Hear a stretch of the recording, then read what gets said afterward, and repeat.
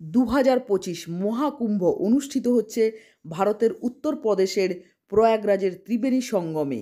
13ই জানুয়ারি মেলা শুরু হয়ে গেছে, 26শে ফেব্রুয়ারি পর্যন্ত এই মেলা চলবে।